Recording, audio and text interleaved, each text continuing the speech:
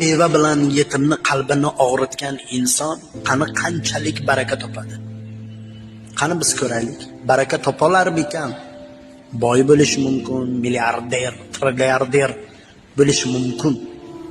Lekin o'sha trilliarder bo'lsa ham halovati yo'q bo'ladi. Halovati yo'q bo'ladi. Baraka topolmaydi, o'sha trilliarderligidan baraka topolmaydi. Chunki o'sha bevani yoki yetimni qalbini og'ritib qo'yganda, shuning uchun ham baraka topolmaydi. Yetimlikda ikki turi borda. Ota-onasidan ayro yetimlar bor, ota-onasi vafot etgan yetimlar borda. Ota-onasi vafot etgandan-da ko'proq ota-onasidan ayrolarni qalbini og'ritgan hech qachon baraka topmaydi. Beva bilan